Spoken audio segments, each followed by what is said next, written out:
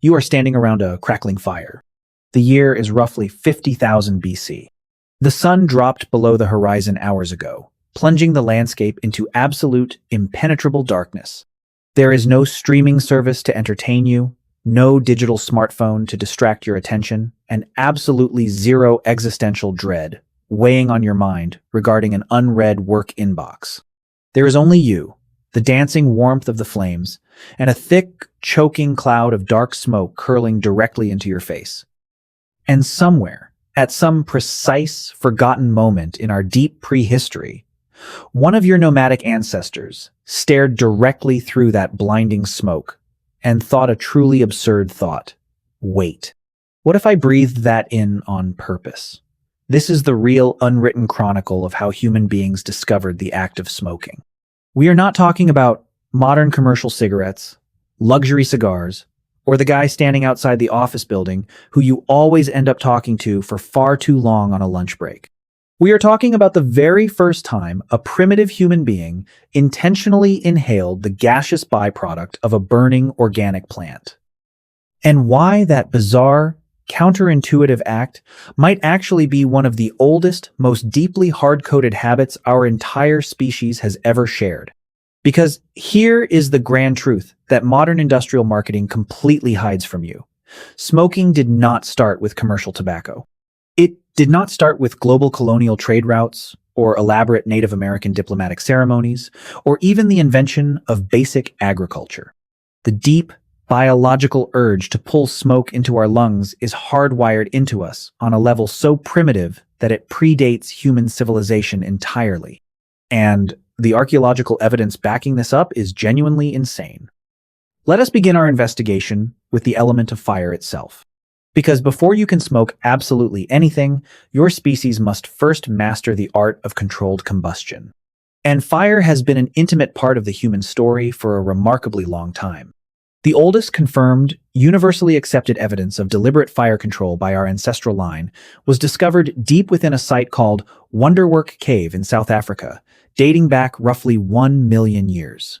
Archaeologists digging through the deep cave dirt uncovered concentrated pockets of burnt plant ash and heavily charred animal bones. This was not the random, chaotic result of a natural forest wildfire. It was a sustained, deliberately contained fire used repeatedly inside the deep recesses of a cavern. Now, consider the timeline. 1 million years ago, our current species, Homo sapiens, did not even exist on this planet. The creatures sitting inside Wonderwork Cave were Homo erectus, our earlier, heavier-browed hominid cousins who possessed a smaller brain capacity but an absolute, brilliant interest in mastering their hostile environment. They sat huddled around fires exactly the way we do at a summer campground. They used the flames to cook raw meat, they leveraged the heat to survive freezing glacial nights, they gathered together in the absolute dark to build social bonds, and they breathed smoke.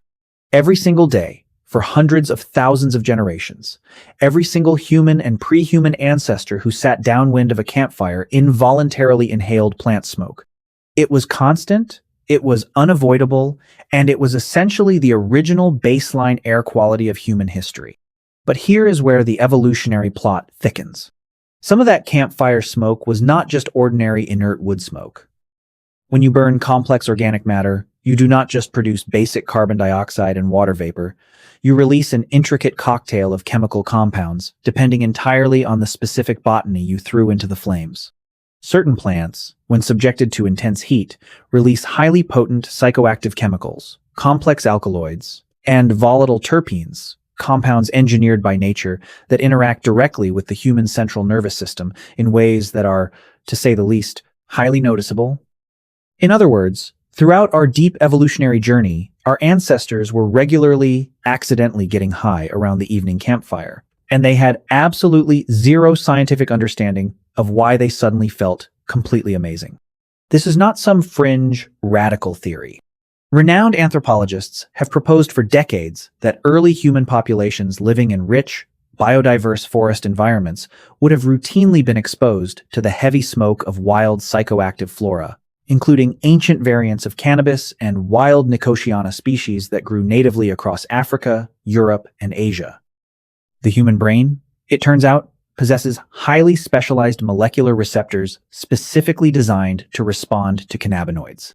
These neurological pathways did not evolve over millions of years just in case we ran into a cannabis plant.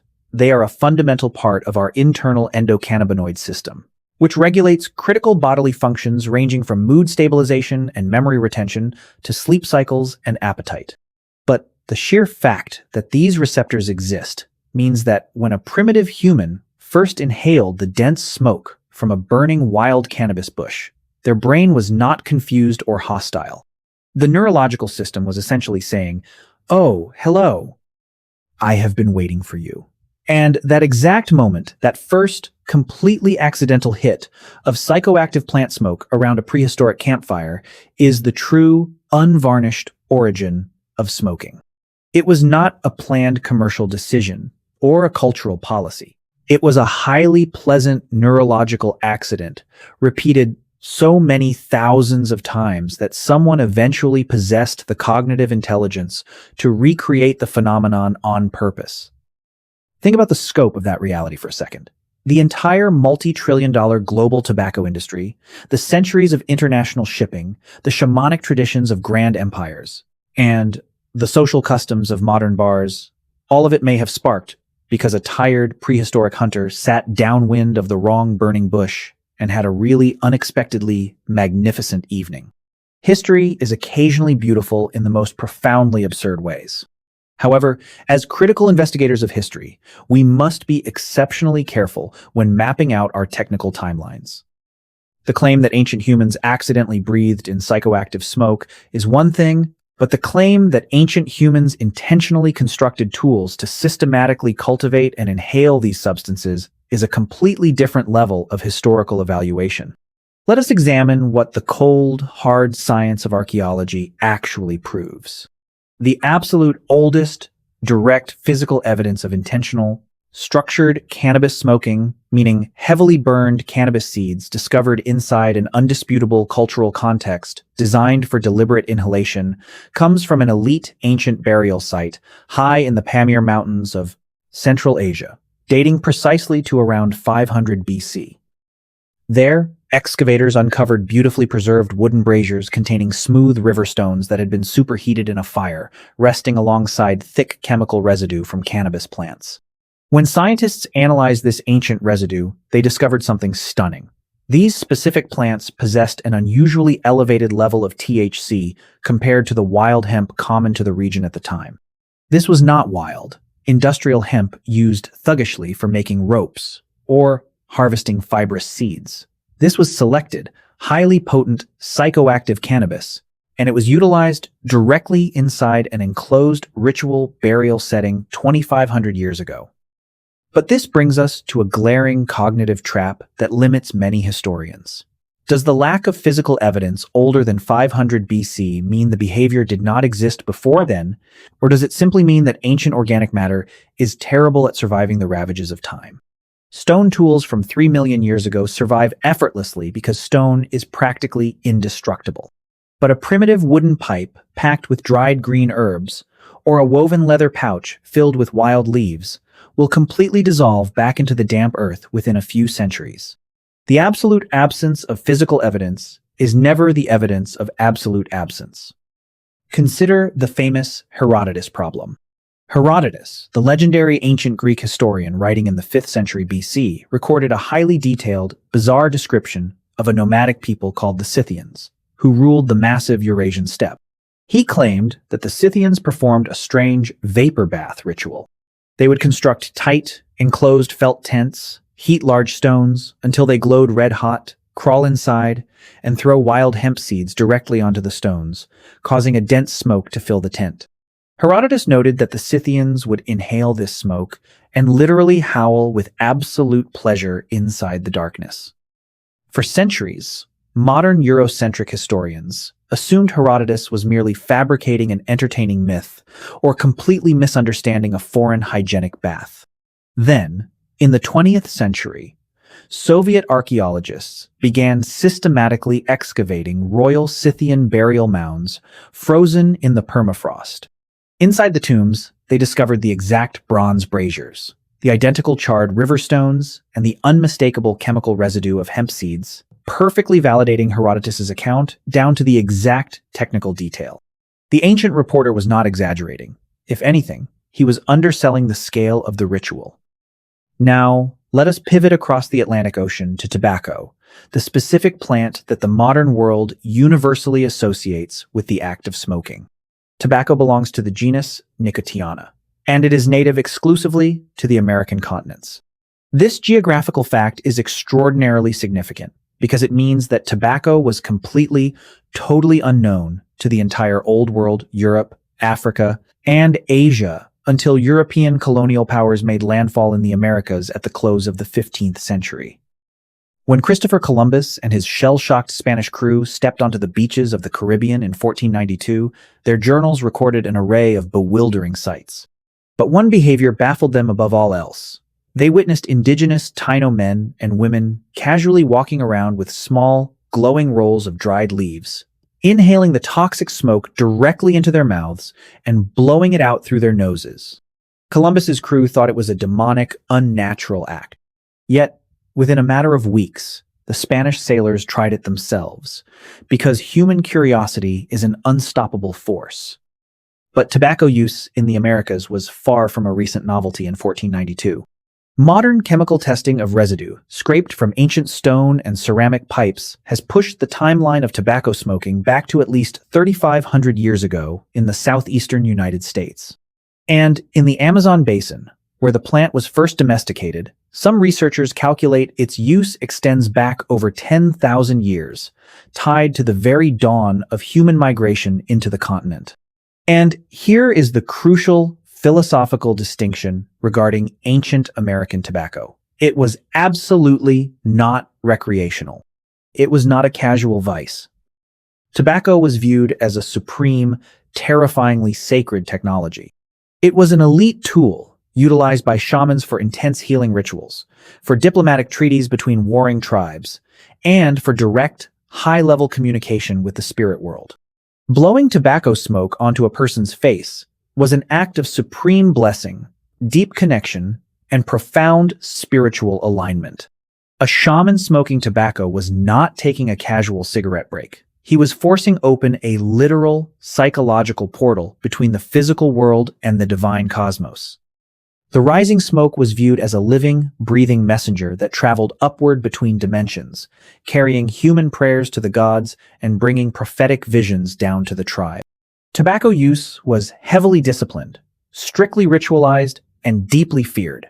The modern concept of smoking tobacco as a casual, thoughtless, everyday habit, something you do to kill time on a lunch break or while waiting for a city bus, is an entirely European industrial distortion of a sacred American medicine. To unlock the true depth of why our species loves smoke, we must examine a landmark archaeological discovery made in 2019 within the barren wastes of the Great Salt Lake Desert in Utah. Scientists excavating an ancient nomadic hearth, a campfire used for cooking and warmth dating back an astonishing 12,000 years, discovered a concentration of charred seeds from Nicotiana attenuata, a highly potent wild tobacco species, native to North America. These seeds did not blow into the fire by accident. Their high concentration alongside butchered waterfowl bones proved deliberate human placement.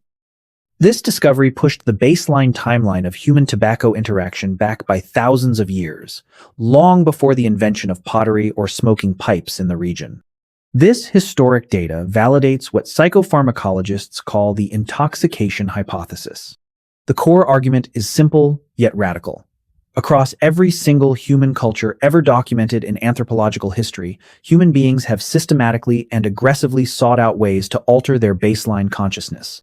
Whether by drinking fermented fruit, consuming psychedelic fungi, chewing bitter plant roots, or inhaling toxic smoke, humans possess an undeniable, universal drive to change their mental state. Dr. Ronald Siegel, a renowned psychopharmacologist at UCLA, proposed in the 1980s that the pursuit of chemical intoxication is actually a fundamental fourth biological drive, operating alongside hunger, thirst, and sex, embedded deep within animal biology. Elephants will systematically travel miles to binge on fermented marula fruit, until they stumble. Siberian reindeer will deliberately hunt for bright red Amanita muscaria mushrooms, consume them to experience intense hallucinations, and then actively drink the urine of other herd members who ate the mushrooms, because the psychoactive compounds pass through the kidneys completely intact. Reindeer, executing drug recycling in the frozen wastes of Siberia, is a testament to the power of the fourth drive.